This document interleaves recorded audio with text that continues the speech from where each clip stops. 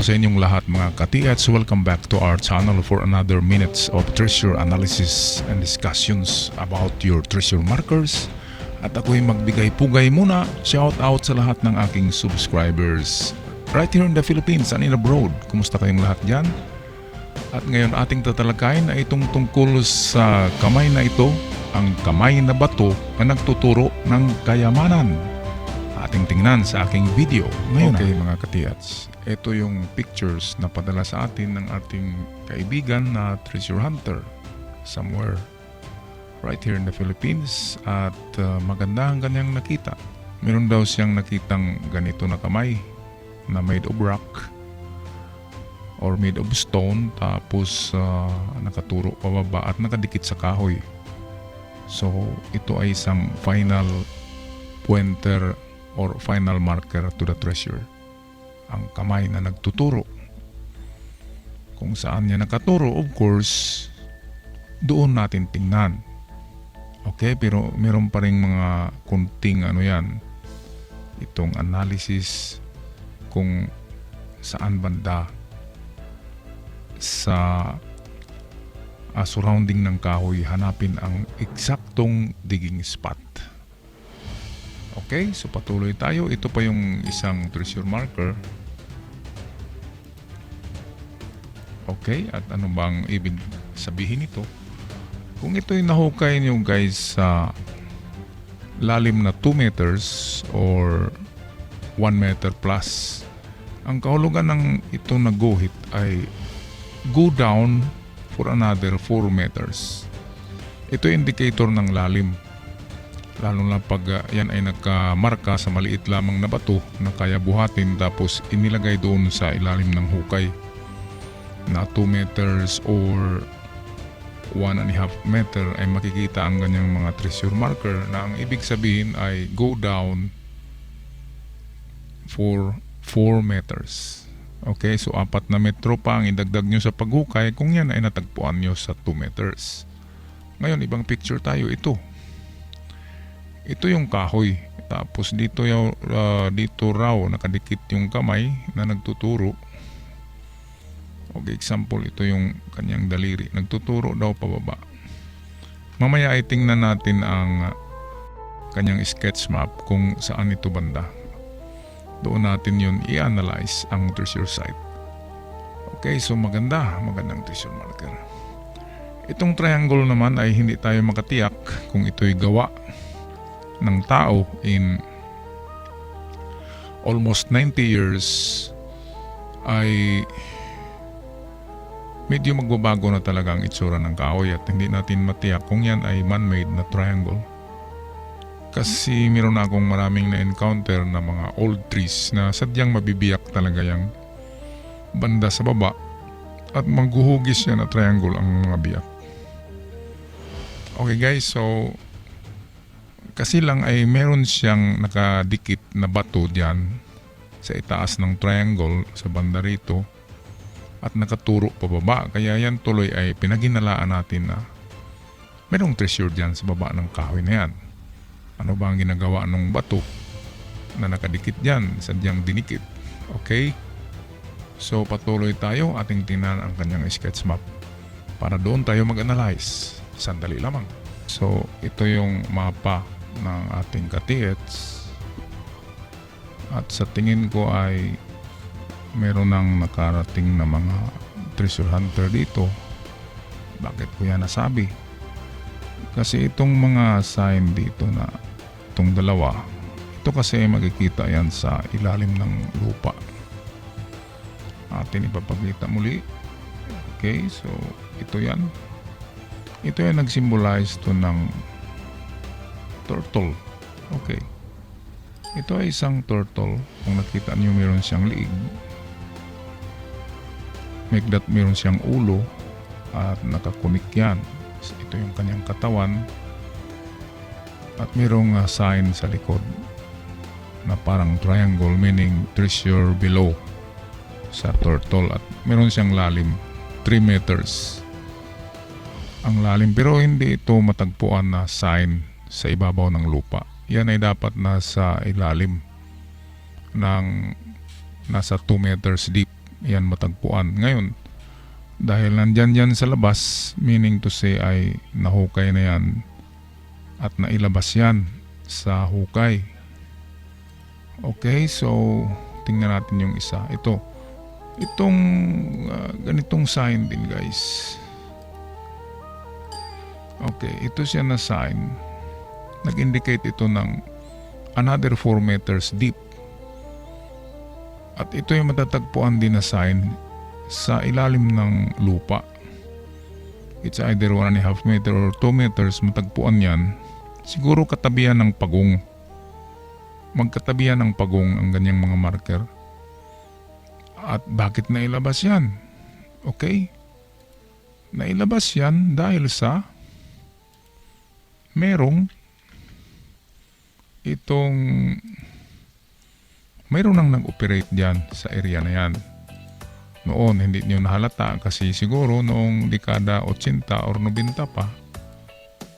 I mean, merong nag-operate. Ito yung proof or prueba na merong nag-operate dyan.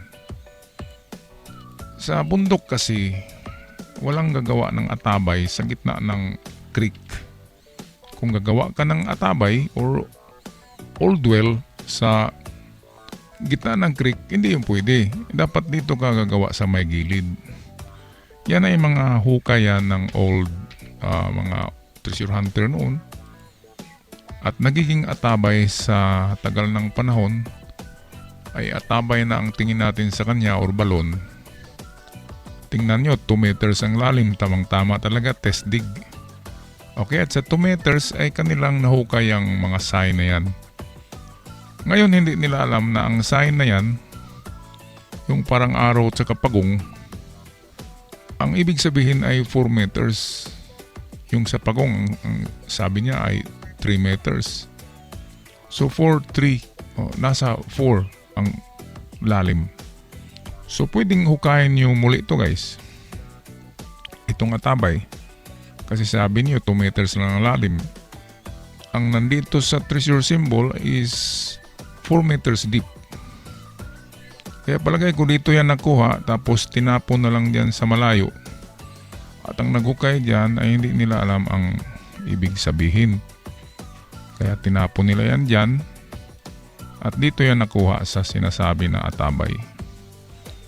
Okay, at ang atabay na ito ay yan ay digging hole ng mga treasure hunter. Ngayon itong kahoy dito, guys, sa palagay ko wala dito. Kasi parang bagong, kung sa tao ay bagong panganak pa lang yan na kahoy. Makikita mo kasi sa kanyang balat, sa balat ng kahoy. Dapat ay parang patay na yan, konti na lang ang dahon. Kung yan ay 90 years old tree or 100 years old na kahoy, dapat kukunti na lang ang kanyang dahon. Ganyan kasi pag mga centennial tree, halos mamamatay na yan. Okay, at mahalata mo ang kanyang mga ugat, talagang itong matanda na. Okay guys, so ito yung ating unang treasure site, itong balon. Dagdagan nyo paghukayan ng another 2 meters deep. Or hanggang ang problema ay tubig yan. Kung meron kayong electric water pump or submersible pump, ay pwede kayong mag-operate dyan. So ang pinakalalim dyan ay 4 meters. Mahirap yan kasi yan ay original or natural water trap.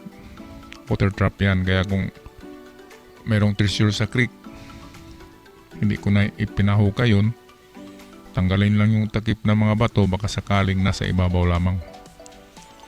Okay, ngayon meron tayong another treasure site or treasure digging spot, itong sa may kahoy dito. Kasi dito nakaturo yung, dito pala yung kamay, hindi diyan sa may kahoy na triangle. Okay, so nandito yung kamay, dito yan nakadikit at nakaturo siya pababa ang kamay, kaya nakaturo siya dyan. So eksakto under the tree, or kung wala dito mismo sa harap, ay adjust kayo ng 1 or 3 meters. So umpisa sa 1 and then 3 meters Bali 3 hukay ang gawin nyo dyan guys sa harap ng kamay. Yung marker na bato ay unang hukay ay sa baba talaga ng kahoy.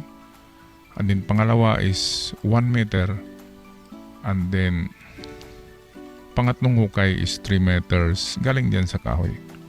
Ang direksyon ay sa harap.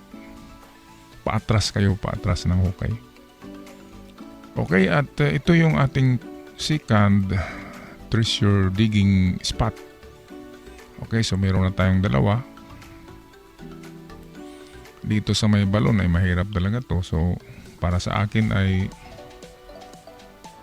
yan ay pang last nyo na yan. Yan na ang last digging spot. Yung atabay kasi mahirap. Unahin nyo muna itong madali. Itong sa may daliri. Make that itong sa may bato na kamay na may nagtuturo. Na hintuturo. Tapos pangatlong digging spot, alam nyo ba guys kung saan? Dito sa hindi nyo na drawing, yung sinasabi nyo na dapanas, okay? Dito kasi sabi nyo, ang kahoy nakalubong sa dapanas, sentro sa sapa. Napakagandang ano yan. Napakagandang marker kasi ang dapanas, okay? Drawing natin yung dapanas na yan. Yan ay flat rock. Yan ay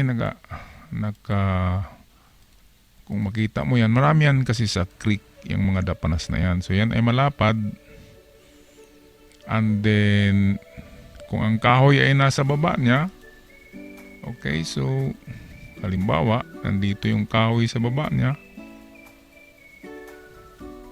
naipit ng bato na yan, meaning to say ay talagang sadyang inipit yan ng bato para hindi yan matangay ng tubig kasi yan ay treasure marker.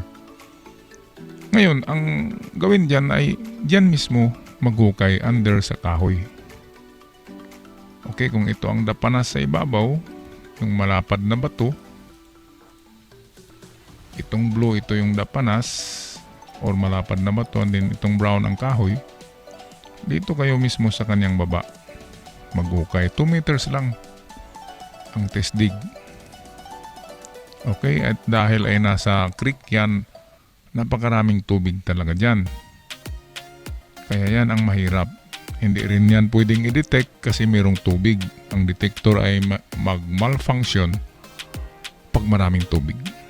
Okay, kaya mano-mano lang ang gawin dyan. Mahalata nyo naman yan. Tusok-tusokin nyo lang ng kabilya o ng sounder nyo. Pag nakahukay na kayo ng 1 meter, tusok ng tusok lang ng kabilya. At pag mayroong matamaan na may tunog, medyo tunog na bakal or malapad na bato ang nasa 2 meters deep na tatamaan ng kabilya, baka yan na ang hinahanap natin.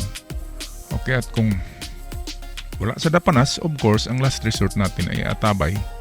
I-continue paghukay sa atabay kasi itong mga sign dito, yung parang arrow, ito, yan ay turtle, yan ay nagsasabi na treasure under.